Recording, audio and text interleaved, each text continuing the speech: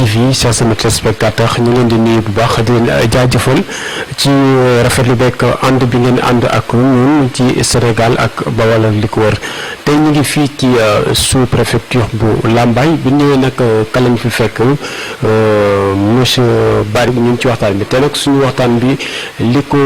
sumb mooy waxtaan bi jëm ci wàllam acte de naissance yi nga xam ni dañ koy faral di wut si maanaam kayitu juddu xale yi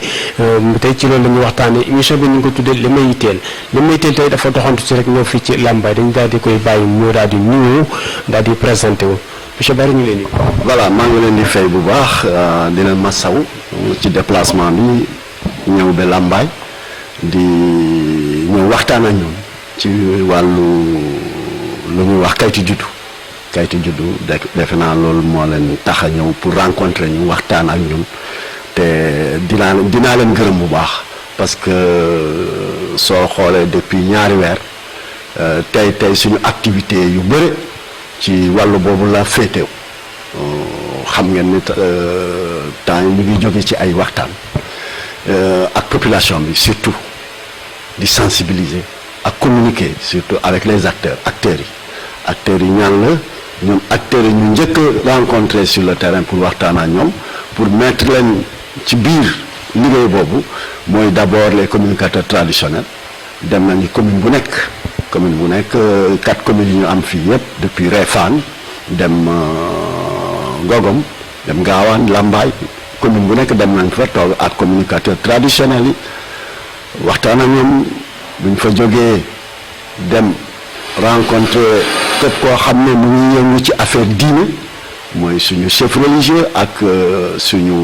maître coranique yi ñoom ñëpp tax toog nañu waxtaan wër nañu en tout cas arrondissement bi yëpp te mujjee nañu tout récemment fan yële semaine passée toog ak borom dëkk yi mooy chef de village yi aussi daanaka on a rencontré tase nañu toog nañu waxtaan ci commune bu nekk presque chef de village yëpp tey toog nañu waxtaan ak ñoom pour que ñun ñëpp nañu jóg dugal loxo ci affaire kayitu juddu yi donc ci wàllu boobu lañ nekk te loolu aussi ñu ngi koy def dans le cadre au niveau du département de Bambey ñuy wax comité départemental de protection de l'enfant mooy CDPE nag structure boo xam ne préfet du département moo ko présidé nekk au niveau du département di yëngatu lépp fànn loo xam ne ça concerne lu ñuy wax droit de l'enfant parce que soo waxee droit de l'enfant la première des choses à penser lu ngay njëkk a xalaat ci droit de l'enfant d'abord mu am kayitu juddu bi mooy base bi ci droit de l'enfant parce que xale bu juddu c'est son droit absolu pour nga defara ko kayitu juddu donc ci CDPE ci liggéey boobu lañu nekk te liggéey boobu sumb nañ ko te ànd ak ay partenaires yu jàppale état parce que liggéey état la mais am na ay partenaires yu fi nekk ñoo xam ne ñu ngi jàppale administration du département administration bu nekk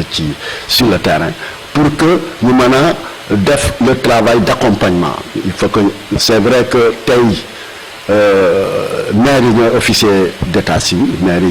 d'état civil te ñoom ñoo yor centres principaux yi mais ñun ñu ngi fii di leen encadrer di leen accompagner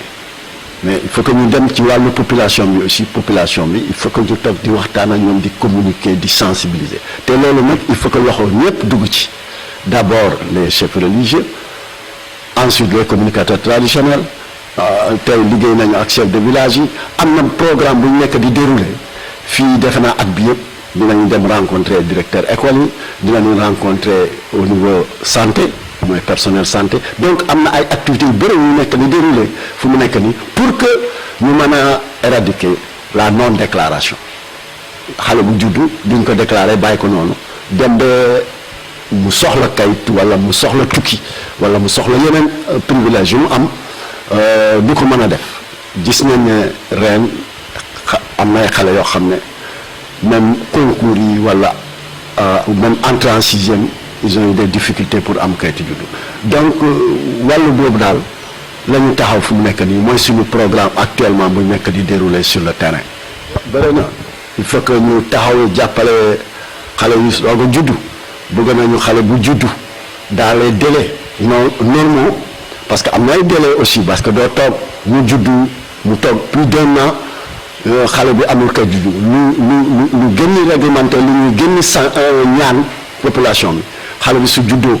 dans les 45 jours au maximum ñu fexe mu am kayitu juddu ci at bi mun na am déclaration tardive cela veut dire su dépassé 45 jours mu nekk ci biir at bi mais une fois que dépassé at bi rek ñu ngi dugg dans le cadre bu ñuy wax jugement d'autorisation d'instruction te loolu la ñu bëgg a tey éradiquer parce que jugement yi léegi gis nañ ni mu demee mais ñun lu ñu intéressé c'est de travailler dem ci population waxtaan ak ñoom wax leen processus bi le processus de déclaration de l'enregistrement des naissances loolu moo ñu gën a soxal tey du pour délivrer jugement c'est vrai c'est des problèmes qui sont là mais tey ñu ngi liggéey ak chef de village ak acteurs yi fi nekk sur le terrain ñu ma la cité léegi communicateurs yi ak chef religieux yi ak chef de village yi ñu ngi liggéey pour que xale bu juddu fu ñu koy ngénte rek ñu déjà ñu dugal ko ci registre loolu nag am na ay méthodes yu bëri parce que chef de village toog nañ def un atelier wol leen jox leen d'abord cahier de village dëkk boo dem tey am na ñaari cahier de village bu ñu jox chef de village pour que ngénte bu am parce que ngénte su amee ci village souvent le chef de village il est informé day dem fekkee te loolu nag su ko fekkee su paree rek suñu tuddee xale bi normalement chef de village bi mun na jege papa ji wala yaay ji papa ji pour que au moins ñu mën koo enregistrer dans le cahier de village ci cahier de village bi soo xoolee y a tous les renseignements su ko remplir mais remplissage bi aussi il faut que ñu fexe papa ji ak yaay ji jox chef de la carte d'identité parce que on veut éviter que muy def yeneen tour par exemple bind Modou au lieu de Mamadou suba ëllëg xale bi day soxla kayit su demee ba ci kanam mu am problème de rectification ñu ne du Modou Mamadou la donc loolu moo tax dañuy demander chef de village bi su koy enregistrer dans le cahier de village na laaj carte d'identité papa ji ak yaay ji mu remplir cahier de village bi cahier de village bi nag on a demandé au chef de village que au moins une fois par mois mu reverser ko au niveau du centre principal cela veut dire mu jël cahier bi dem au niveau de la mairie à l'office devant l'officier d'état civil mu déposer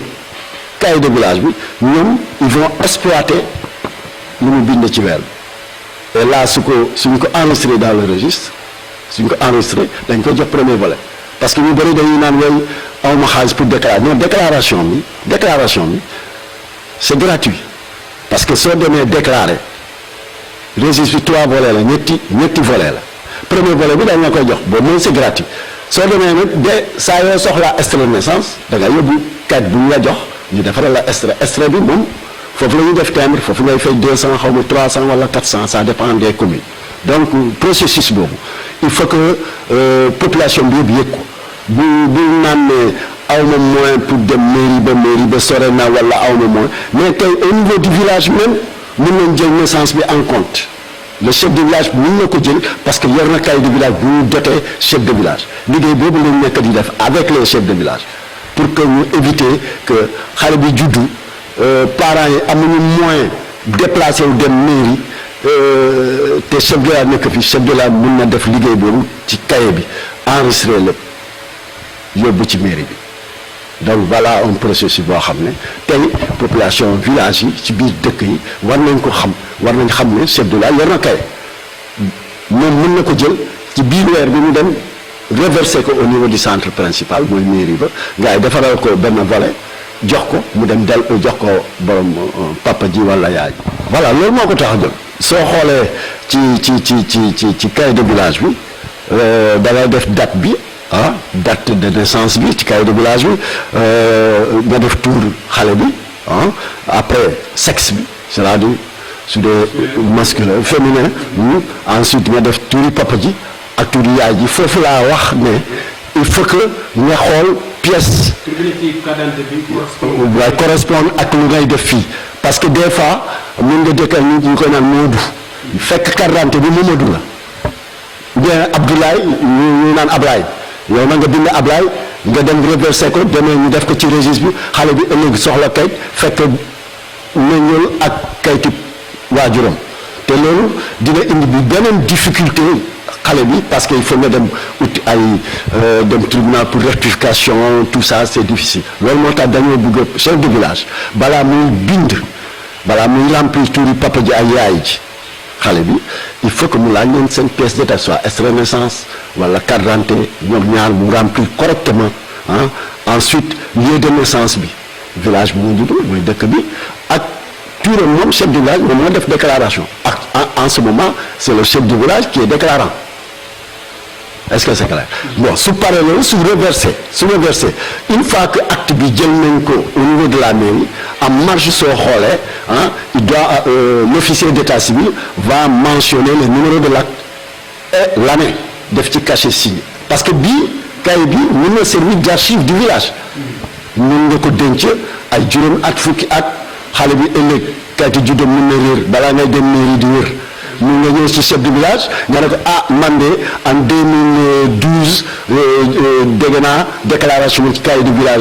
fekk chef de village denc ci cahier bi parce que lii dina continuer saa yu feesee dinañu fournir chef de village parce que programme bi soo xoolee tey ñu ngi jàppale centre principal mooy mairie tout récemment jox nañu mairie bu nekk 10 registres pour jàppale leen ci enregistrement parce que on veut éviter que ëllëg ku ñëw déclarer ñu ne le registre amul parce que avant on dañ doon tase ak ñu mel noonu nga ñëw déclarer ñu ne registre amul il faut nga xaar programme bi bëgg na même le centre d'état civil ñu équipé ko jox ko fourniture de bureau mooy registre jox ko imprimé ku ñëw du taxawal c'est automatique di nga fekk registre fekk imprimé donc liggéey boobu dafa ànd ak programme bi yëpp waaw parce que fii bii da nga koy yóbbu à la mairie cahier bi da nga koy déposer ci secrétaire officier d'état civil bi soo ko joxee moom il exploite day jël lu fi nekk lu nga bind fii mu remplir registre bi lay des dina la jox benn acte benn volet boobu la lay delloo ak cahier de village bi delloo su defee ba pare daf la koy delloo balaa bu la koy delloo nag day signer fii moom officier d'état civil def ci cachet en face def ci numéro acte bi ak année bi jox la premier volet ak bi nga dellu village soo eggee jël volet bi jox ko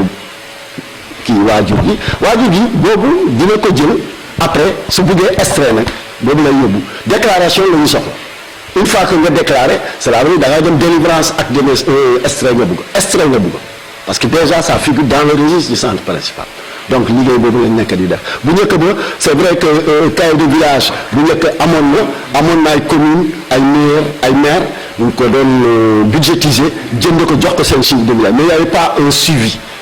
te tey ñun bëgg nañ ko def une priorité dans le programme état civil bu nekk di dérouler pour que mu nekk priorité et puis le préfet de département met en place un comité de suivi. Il y a un comité de suivi départemental boo xam ne de temps en temps dinañ jóg Bambey def le tour de quelques villages pour xool est-ce que chef de village yi ñu ngi def seen liggéey bi ñu leen sant la sur la tenue du cahier de village donc loolu tamit ci disposition yi ngay jël waaw donc waxtaan nañu dafa ñu réunion yu mag chef de village ils ont bien participé te kontaan nañu si responsable parce que aussi ma chef de village c'est un auxiliaire de l'administration c'est un auxiliaire de l'état civil donc moom ndaw la ci administration donc waxtaan nañu on les a expliqué réunion bi ça a porté surtout sur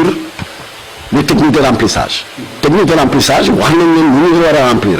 te loolu aussi dëkk boo dem tey ci biir kër gi war nga am benn doom boo xam ne jàng na wala benn enseignant bu nekk à côté wala ku mën a bindee daal su jotee nga ne ko kaay d'habitude moom ngay utiliser moo lay remplir lépp correctement pour éviter que mu am ay erreur parce que su amee erreur ci cahier bi nga yóbbu ko au centre d'état civil erreur boobu day répercuter dans le registre ku koy recopier bon ëllëg xale bi dina soxla kayit dem jël kayit waajuram dem fekk tuur yi méngoowuñu comme Ablaye wala Moodu bon loolu moo tax il faut que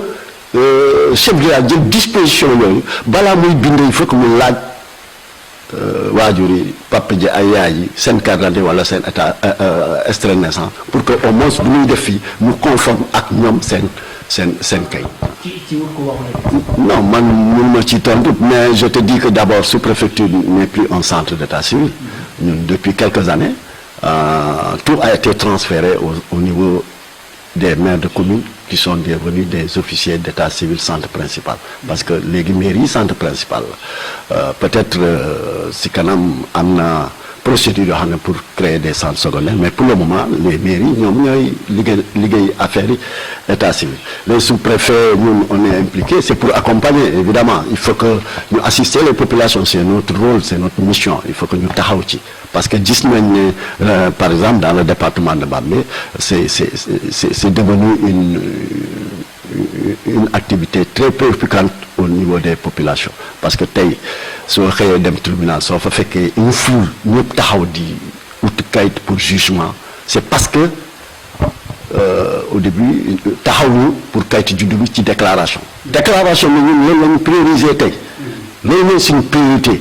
déclaration de naissance bon mun na étaler trop ci affaire jugement loolu beneen fànn la mais tey suñu préoccupation suñu activité sur le terrain depuis quelques mois c'est de sensibiliser de communiquer avec les acteurs yi accompagner ñu pour ñu taxaw jàppale population yi passer l'information pour xam procédure yi enregistrement de naissance ak déclaration parce que loolu yëpp aussi am na ay dispositions parce que doo toog xale bi am plus d'un an nga ne da nga koy déclarer en ce moment tu tombes sous le coup des jugements mais au moins dans l'année mais lu ñu gënal sax mu déclarer ko déclaration normale dans les 45 jours après la naissance mooy déclaration normale une fois que ça dépasse ça c'est une déclaration tardive mun na def 1 an mais après 1 an nag là en ce moment ça devient un jugement mais jugement léegi bon franchement du ma ci attardé wu mais ce qu'on invite ce que ñu lancé appel population nañu taxaw ci déclaration yi ak je crois que tey ñu ngi def des réunions am na ay réunions yu programmées parce que dañuy wàcc même dans les villages maintenant là après l'hivernage on va aller installer dans chaque village un comité villageois de protection de l'enfant boo xam ne dina fa nekkal lépp luy droit de l'enfant soo ko waxee nag doo wax droit yi nga bay kayitu juddu mooy fondement bi mooy base bi il faut que xale bi am kayitu juddu voilà. ba tey mbokk yi seetaan BPM TV ñu ngi fii ci Lambaye ci sous-préfecture ak monsieur Barry te ñu seq moom waxtaan wu am solo jëmale ko ci wàllam acte de naissance yi ci wàllam état civil ci seen émission la yitteel yéen ñi safoo di ñu tàmm saa su ne toujours ci caméra bi nga ci ànd rek ki nga xam ne mooy Alaaji Faye ci micro bi Babacar Diouf bu ñu desewaatee rek ci waxtaan bi ak ki nga xam ne moom mooy monsieur Barry parce que waaye Kaba rek duñu région Thiès duñu département Thiès arrondissement de Thiénaba man je parle des naissances dans mon arrondissement ñu juddoo damoon parce que waxuma ko juddoo Dakar wala feneen mais ñu juddoo ci biir samay dëkk samay village yoo xam ne ci sama administration la bokk ñoom lay waxal ku juddoo feneen nag nga ko déclaré foofu fu mu juddoo mais ñu juddoo sama biir dëkk yi mais 164 villages dans les 4 communes ñooñu lay waxal mais ku dem juddoo Diourbel juddoo Bambey wala feneen loolu dégul sama circonscription je respecte mes limites ku juddoo Kaba kooku Thiès na ko gérer waaw soo amee mais loolu moom man je ne peux pas prendre ça en compte parce que fële la juddoo am na fa certificat d'accouchement parce que soo xoolee fu mu juddoo dina am certificat d'accouchement bi poste de santé de Kaba la ñu def région de Thiès département de Thiès arrondissement de Thiénaba donc c'est pas ici donc certificat d'accouchement boobu am na ñuy dem directement pour déclaration boobu lay yóbbu mairie pour déclarer mais soo ko yóbbuwoon par exemple mairie Réfane ni mu koy jëlee parce que c'est pas dans sa zone administrative de Réfane c'est pas possible le personnel santé su ko defee tamit moom moo xam mais nag c'est pas réglementaire Kaba la juddoo na déclarer Kaba parce que acte certificat d'accouchement bi c'est signé par Kaba c'est pas dans le Lambaye c'est pas dans le Bambey donc là aussi il faut être clair am na beneen liggéey aussi bu ñuy préparer c'est de travailler avec le personnel de santé parce que personnel de santé bi aussi il faut ñu jàppale ñu je crois que dinañ ci ñëw peut-être sous peu de temps pour que au niveau poste de santé bu nekk ñu créé fa li ñuy wax coin d'état civil coin d'état civil c'est auprès de la sage-femme teg fa benn document benn registre boo xam ne comme le cahier de village boo xam ne moom tamit lépp lu mu enregistré ci naissance au niveau du poste mu koy reverser au niveau parce que donc il y aura une relation centre état civil et santé loolu liggéey boobu ñu ngi ciy ñëw ñu ngi koy préparer xam naa au mois d'octobre dinañu def liggéey boobu pour que ñu travailler au niveau de entre santé et état civil qu'il y ait une relation lépp lu maternité bi mooy poste de santé bi jot dans la journée que ñu reverser ko au niveau du centre principal d'état civil donc loolu aussi on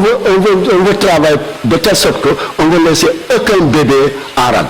aucune naissance en rade on veut être à jour par rapport à ces nombreux jugements qu'on délivre de gauche à droite am na beneen liggéey bu ñu nekk di def bon c'est vrai que on a dans les écoles on a beaucoup d'enfants malheureusement seen parents yi defuñu lu ñu waroon def ñu leen déclaration mais on va faire ce travail parce qu'il y aura un atelier aussi qui se fera sous la présidence du préfet du département avec les enseignants pour waxtaan ak ñoom pour seet comment régler ce problème au niveau des écoles parce que xale buy dugg école toog ba ñu ne la y a un mois de l'entrée en sixième ñu laaj ay papier leen daw de gauche à droite te aujourd'hui pour faire un jugement tu vas payer cher parce que ça demande de l'argent da ngay jël deux témoins tout ça déplacer dem vers le tribunal aller-retour fii Réfane Bambey aller-retour quand il y a deux personnes vous êtes trois ou quatre tout ça fait combien ça fait au moins 20 000 francs aller-retour donc c'est pas sûr que nga dem benn voyage am ko mun nga def 2 3 donc soo calculer loolu c'est beaucoup d'argent et pourtant il y a toutes les possibilités autour des populations parce que tey poste de santé boo dem tu trouveras en coin d'état civil la sage-femme au niveau du village même ci ngente li suñu ngente les communicateurs traditionnels moom tamit am na rôle bu mu war a jouer en donnant le nom en même temps war na rappeler nit yi ne diw de ñu ki ñu ne fexe leen kay ci juddu chef de la loolu tamit il a un rôle on a travaillé avec eux on a dans chaque commune on a désigné quelqu'un comme interlocuteur avec notre structure mooy fii on a le comité arrondissement de la protection de l'enfant man maa ko présider te bëgg naa def nañu commune bu nekk on a un interlocuteur qui représente tous les communicateurs traditionnels de la commune qui va assister à toutes nos rencontres à toutes nos réunions et qui va servir pour diffuser lu ñu arrêté en réunion parce que communicateur traditionnel kenn du ngeen fii géwél toogu fa. fa lay nekk. toujours géwél baa ngi fa donc imam aussi kenn du tudd doom imam nekku fa donc travail boobu yëpp ñu ngi koy def waxtaan nañu ak imam yi waxtaan nañu c'est vrai que liggéey bi day continuer yemul fii toujours on va continuer à faire des rencontres avec les communicateurs avec les imams c'est vrai que il nous reste encore des imams il nous reste des communicateurs yu ñu touché wu mais quand même Sénégal yëpp je crois que Sénégal yëpp ñu ngi ci parce que aujourd'hui tey soo demee man j'étais en Casamance déjà avec structure yi ñu fa am au niveau des départements lu ñuy wax CDPE c'est les comités départementaux de protection de l'enfant partout presque tey mën na Sénégal yëpp je crois parce que man fu ma jaar yëpp mu ngi fa te à côté on a des partenaires tels que l'UNICEF tel que la fédération du Baol ñu ngi accompagner ñu ngi soutenir fédération du Baol franchement taxaw na ci UNICEF tey taxaw na ci di jàppale état di jàppale population pour que lii ñu mën koo saafara lu gaaw. ok Alaaji comme rek li ñu mën ci waxtu ci simili yaakaar nañ ci cëppa ndax tey mooy suñu première émission bi nga xam ne moom mooy émission li ma yitteel ñu doxantu woon ñëw fekk si la fii nga daan ñu ko yombalal dina ci remercier bu baax a baax lañ ngay gën a ñaaxaat population yi chef de village yi ak ñi nga xam ne ñooy parents yi. non man ñëpp lay ñaax population bi parce que lii c'est pas affaire chef de village rek wala sous-préfet rek wala maire rek mais ñun ñëpp ñoo ci yéen surtout yéen ngeen ay médias il faut que aussi ngeen ñi passer ay sport public ay sport de sensibilisation de communication baax na ci yéen vous avez un travail parce que on vous écoute on vous suit communicateurs yi la même chose les imams la même chose en tout cas directeur d'école la même chose donc ñun ñëpp on a un rôle à jouer il faut que ñu taxaw ñu fexe xale yi di am kayitu juddu moom mooy lépp ci àdduna soo ko amul tu n'es rien, tu représentes rien. Pour montrer que tu vis marque la daal parce que tey soo bëggee passeport fa nga kayitu juddu soo bëggee carte d'identité fa kayitu juddu y a des programmes xeet ka lay bourse familiale soo amul kayitu juddu mënoo ci bokk am na yeneen concours tout ça donc adduna bi tey soo amul kayitu juddu tu n'es rien doo dem fenn doo génne dëkk bi sax te tu représentes rien loolu moo tax et puis day jàppale réew mi aussi en matière de planification plan national yi ñuy def parce que la démographie il faut que nga xam sa réew ñaata nit ñoo fi yeew ñaata nit ñoo yëngatu ñaata jigéen la ñaata góor la loolu yëpp ça entre dans le cadre du développement donc il faut que ñu dem ci état civil bi dès la naissance du ñu xaar ba am 60 ans ou bien 45 ans ou bien 20 séeréer yi nan la ñuy def séeréer yi moom normalement mais il faut qu'on travaille mais ñu seet ñu lay pël tey loolu amatul ñun on déclare chez les Pël on déclare amul et puis c'est rare nga gis un pël avec jugement chez mes parents séeréer la sama xarit yi j'ai fait ngoy jugement mooy seen problème xëy na ma juddu donc il faut ñu arrêté ko nañu fexe ñuy déclarer ku ngeen ñu taxaw même ñu fa nekk sax di assister baptême bi mun nañu moo chef de la ne jëlal xale bi bind ko ci carnet bi nga yóbbu ko lii si j'ai dit que c'est gratuit nga jël ko yóbbu si officier d'état mu defal le premier volet ñu daan ko denc archive saa yu soxlaa carte juddu ba ñu yóbbu woon officier bi mu defal la extrait de naissance ngay fay mais premier volet doo ko fay c'est gratuit donc il faut que nit yi loolu aussi ñu xam bu ñu naan ni c'est gratuit mais premier volet laa wax déclaration bi c'est gratuit maintenant soo buggee am kayitu juddu bi mooy extrait bi foofu ngay fay timbre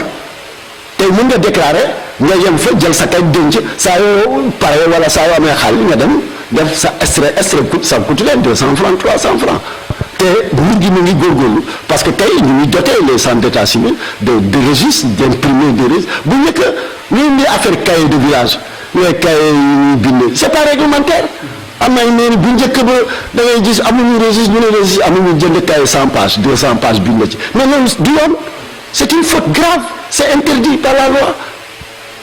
donc tey ñu ngi bëgg a éradiquer tout ça ñu ngi joxe ay registres joxe ay imprimés et puis on va former les agents d'état civil il y a tout ça c'est un programme qu'on a ficelé au niveau du département avec le préfet du département ñu ngi ci liggéey bu baax gannaaw préfet département pour tout le département donc ñu ngi ciy liggéey pour que relever le défi parce que aujourd'hui le taux d'enregistrement des naissances dans le département de Bambey il est très bon c'est vrai que am na dépassé na moins ça tourne autour de 60-66% d'enregistrement de naissance donc on a 40 et quelques donc il y a 40 et quelques enfants qui ne sont pas déclarés soo xoolee tey Réfane soo xoolee commune de Réfane le taux d'enregistrement de naissance c'est vrai que c'est le taux le plus intéressant du département Réfane c'est vrai que parce que séeréer yi dañu tukki lu bari loolu moo tax ils sont à presque 60% d'enregistrement de naissance aujourd'hui je peux dire que Réfane ñoo nekk presque à la tête du département en matière d'enregistrement de naissance mais n'empêche c'est faible 59% dafa faible il faut que ñu atteindre les 100% même si ñu atteindre les 99% il faut ñu atteindre ko donc Réfane war na góorgóorlu c'est vrai que c'est satisfaisant mais des na en matière d'enregistrement en matière de tenue de registre en matière de conservation fonctionnement centre d'état civil waxuma ko mais enregistrement moom franchement on est satisfait ça se passe bien mais nag nañu góorgóorlu atteindre les 99% et les autres communes aussi il y a lancé appel les autres communes il faut ñu góorgóorlu te Réfane moo nekk en tête en matière d'enregistrement avec 59 Lambaye ñu ngi si ay 57 56 ñun gaaw donc il faut que ñu taxaw pour que xale yi ñu jël leen dans les déclarations nañu bay jugement du ñu xaar bi am 20 ans 30 ans ñuy dem uti jugement loolu ça freine le développement de ce pays ça freine parce que man j'ai vu des copains yoo xam ne bon franchement ay xarit je peux dire c'est des amis ñoo ma mag fuuf mais su ma leen laajee seen suñu génnee seen kayitu juddu ils ont 40 ans alors que physiquement ça va pas doxul en tout cas loolu laa amoon lu may wax maa ngi leen di gërëm bu baax merci beaucoup d'être là à Lambaye à côté de l'administration liggéey bu ñuy def au niveau des populations pour ngeen wasaare ko tasaare ko pour que ñu conscientiser les populations c'est très important en tout cas je vous encourage et je vous souhaite une bonne continuation et réussite dans ce que vous êtes en train de faire en tout cas kontaan naa trop merci beaucoup. merci beaucoup monsieur Barry tey ñu ànd nag moom ci seen émission yitteel sur la BPM TV chers téléspectateurs ñu leen di jaajëfal bu baax a baax dégg ngeen ko li mu wax yëpp c'est très important ku képp koo xam rek am nga ci sa doom mën nga teel a dem déclarer ko moom moo gën yow nga bàyyi ba muy am yenn âge yi nga bëgg ay jugement loolu tamit daal gën a métti lool mën na koo tardal ci njàngam ci leneen extra kon ñu leen di jaajëfal bu baax a baax merci beaucoup Alaaji Faye la àndaloon ci caméra bi Babacar Diouf ci micro bi te ñu ngi woon fii ci sous préfecture bu Lambaye jaa ngeen jëf merci beaucoup.